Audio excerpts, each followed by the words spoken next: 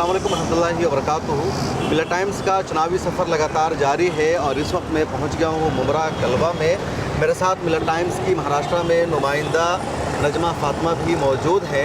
इस तरफ मुमरा है और इधर कलवा है और ये महाराष्ट्र का या कह लीजिए मुंबई से सटा हुआ एक तारीख़ी इलाका है, एक तारीख़ी शहर भी है। मुमरा में तकरीबन पूरी की पूरी मुसलमानों की आबादी है और कलवा में तकरीबन 80% हिंदुओं की आबादी है और दोनों मिला करके विधानसभा का एक हल्का है।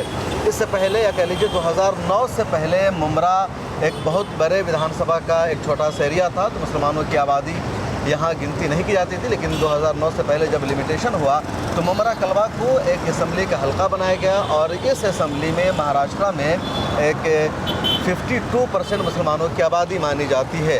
यानी मुमरा में मुस्लिम आबादी है, कलवा में हिंदुओं की ज़्यादा आबादी है। लेकिन टोटल अगर मिलाकर देखा जाए तो 52% मुमरा विधानसभा में मुसलमानों की आबादी है। और जब मुसलमानों को पता चला कि हमारी इतनी बड़ी आबादी है तो मुसलमानों ने लगातार मांग की कि यहाँ से किसी मुसलमान को टिकट दिया जाए, लेकिन ऐसा नहीं होता रहा। क्यों टिकट नहीं दिया गया, क्या वजह रहेगी, उस पर हम बाद में बातचीत करेंगे। नजमा फातिमा भी इस बारे में बताएगी। इधर देखिए लिखा हुआ आई लव मुमरा, इधर लिखा हुआ है आई लव कलवा और पहाड़ है और दो पहाड़ों के मतलब एक पहाड़ के बीच में ये दो शहर है। इधर मुमरा है, इधर कलवा है। हिंदू मुस्लिम यकजहती का अलंबरदार इलाका है, सेकुलरिज़म है यहाँ। और मुमरा की जो तारीख़ है वो ये है कि पूरे एशिया में इकट्ठी मुस्लिम आबादी का कोई एरिया है तो मुमरा है, घनी आबादी है। और गूगल आप करेंगे तो आपको मिलेगा कि पूरे एशिया में अगर एक साथ इकट्ठी मुसलमानों की सबसे ज़्यादा कहीं आबादी पाई जाती है तो मुमरा है। 1992 से पहले मुमरा एक गांव था, कोसा एक गांव था, इधर कलवा भी एक गांव था। 92 में थाना म्यूनसिपल कॉरपोरेशन के तहत इसको शामिल किया गया, शहर का ये हिस्सा बन गया। इधर 92 और 93 में बाबरी मस्जिद फसाद को लेकर मुंबई में फसादात भड़क उठे, मुसलमानों को मारा गया, कत्लेआम किया गया। तो मुंबई के इलाक़ों से मुसलमानों ने इधर आकर हिजरत की, इधर जान बचाने की कोशिश की, पनाह लिया। मुसलमानों की आबादी बढ़ी।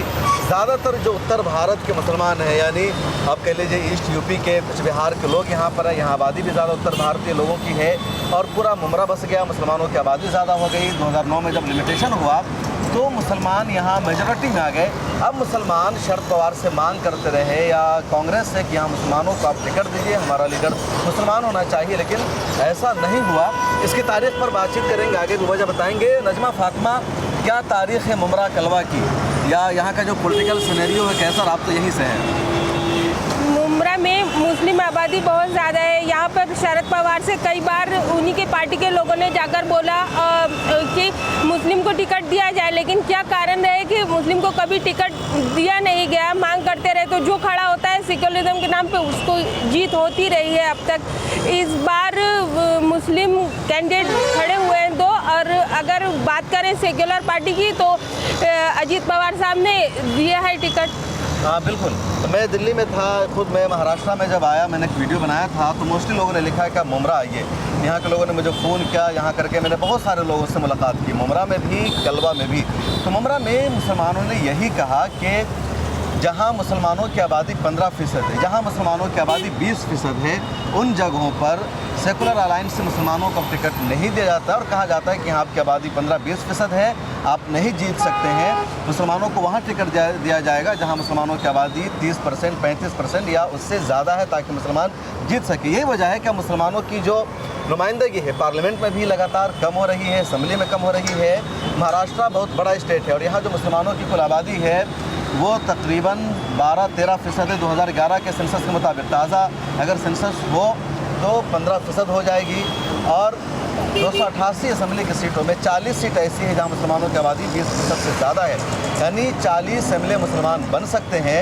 लेकिन मुसलमानों को उतना टिकट नहीं दिया जाता। मुसलमानों का जो वोट हमेशा होता है वो बीजेपी के ख़िलाफ़ होता है। बीजेपी मुसलमानों को टिकट भी नहीं देती, शिवसेना मुसलमानों को टिकट नहीं देती।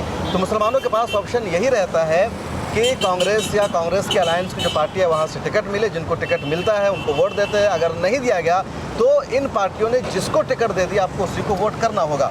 अब महाराष्ट्र में हमेशा क्या होता है कि एनसीपी कांग्रेस का अलायंस, उधर शिवसेना बीजेपी का अलायंस होता था। अभी का अलायंस अलग है। अभी का अलायंस क्या है वो भी जान लीजिए। अभी कांग्रेस है अलायंस में, शिवसेना है उद्धव ठाकरे वाली और एनसीपी है शरद पवार वाली। उधर बीजेपी है अलायंस में, शिवसेना है शिंदे गुट वाली और एनसीपी है अजीत पवार। अब एनसीपी सेकुलर पार्टी है, इधर हो या उधर हो, शिवसेना कम्युनल पार्टी है, इधर हो या उधर हो, और असल सेकुलरिज्म या कम्युनलिज्म की अलामत कांग्रेस और बीजेपी है। कांग्रेस के साथ जो पार्टी आ जाएगी वो सेकुलर है, बीजेपी के साथ जो पार्टी चली जाएगी उसको कम्युनल मान लिया जाता है, हालांकि ऐसा कुछ रियल में होता नहीं है। अब यहाँ के लोगों ने कहा कि 2009 में हम लोगों ने मांग की कि हमारा जो एमएलए हो जिसको टिकट दिया जाए मुसलमान को दिया जाए, नहीं दिया गया, मुसलमान के पास ऑप्शन नहीं था, तो शरद पवार ने जिसको उम्मीदवार बनाया उसी को टिकट देना पड़ा। कांग्रेस का और शरद पवार का हमेशा अलायंस रहता है।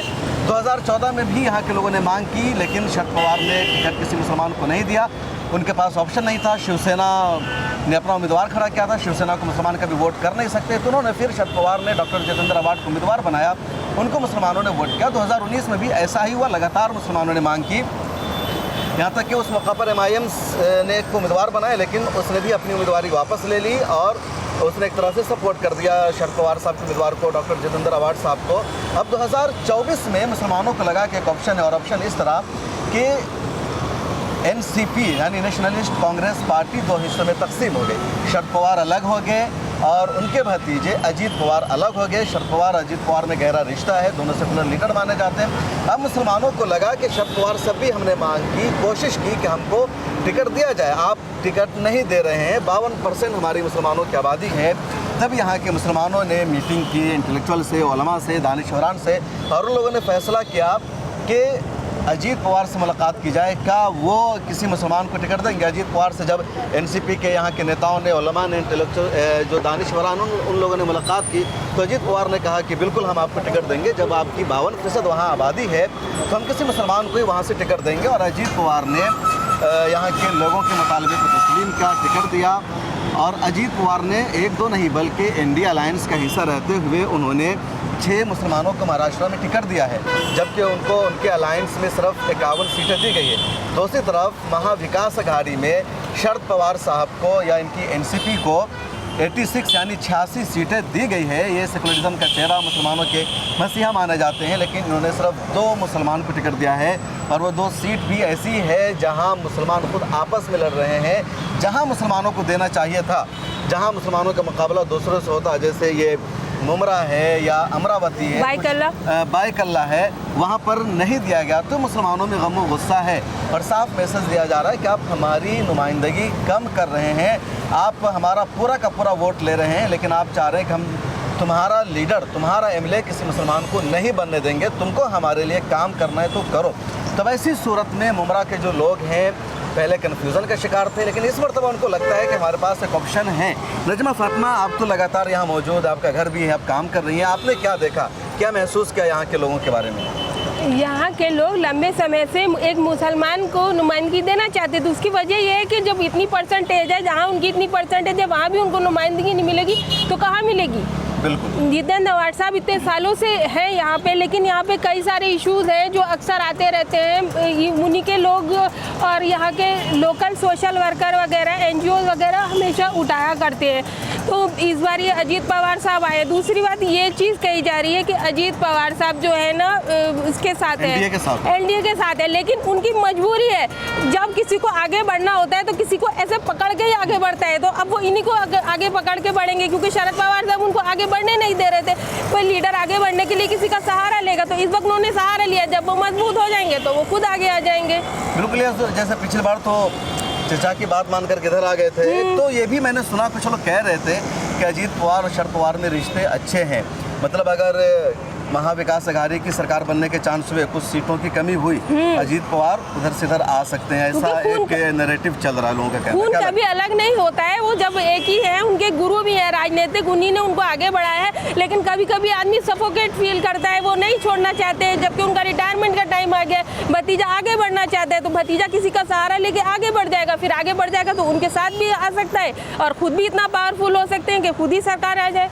और अजीत पवार तो कई मर्दा कर चुके, इधर उधर कर चुके हैं, मतलब इधर चीफ मिनिस्टर बने रहने के लिए उधर के साथ इधर नहीं मौका मिला तो उधर चले गए। तो जरूरत के लिए, सहारे के लिए करना पड़ता है ना, सहारा चाहिए होता है आगे बढ़ने के लिए। सबसे बड़ा मुद्दा ये है कि मुसलमानों की नुमाइंदगी कम क्यों हो रही है। शरद पवार साहब सिर्फ 2 मुसलमानों को टिकट दे रहे हैं। शिवसेना को मुसलमानों ने जो उद्धव ठाकरे की है, अब वो कांग्रेस के साथ है तो उसको सेकुलर कहा जा रहा है।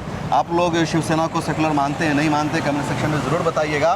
तो उन्होंने सिर्फ एक मुसलमान को टिकट दिया। कांग्रेस ने खैर अच्छा काम किया, कम से कम कांग्रेस ने 8 मुसलमानों को टिकट दे दिया है। अगर कांग्रेस भी शरद पवार साहब की तरह हो जाती तो महाराष्ट्र से मुस्लिम क़यादत का खात्मा हो जाता।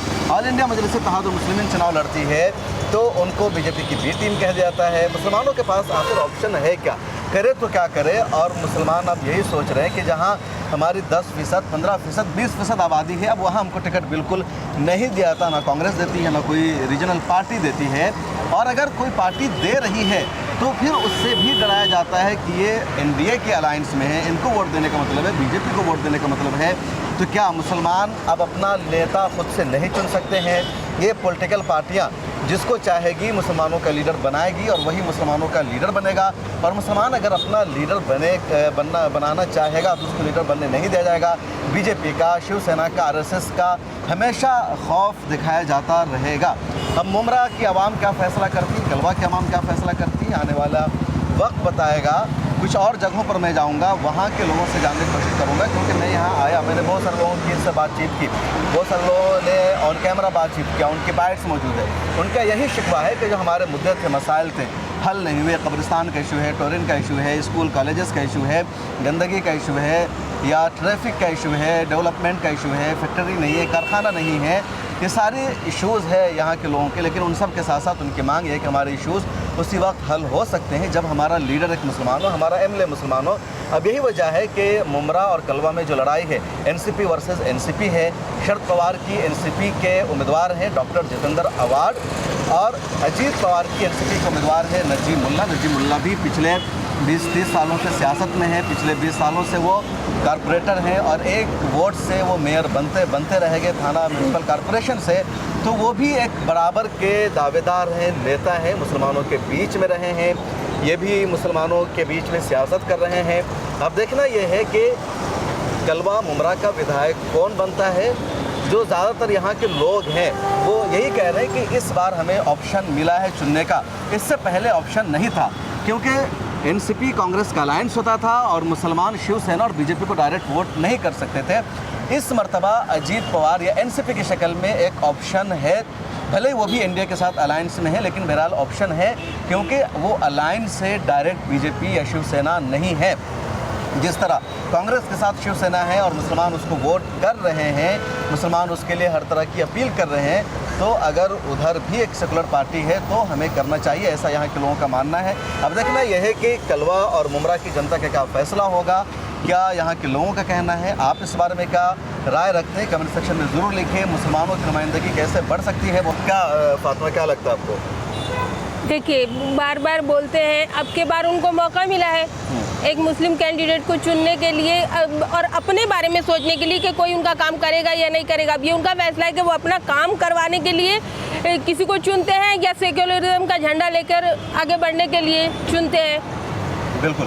तो खैर ये कलवा मुमरा है, इधर आई लव मुमरा लिखा हुआ, इधर आई लव कलवा लिखा हुआ। बीच में यहाँ के जो बादशाह रहे हैं, राजा रहे हैं, छत्रपति शिवाजी महाराज और दूसरे उनके जो लोग हैं, उन सब की ऊपर तस्वीर, उनका स्टैचू लगा हुआ है, पत्थर से बना हुआ, पीछे खूबसूरत पहाड़ दोनों तरफ बसा हुआ है।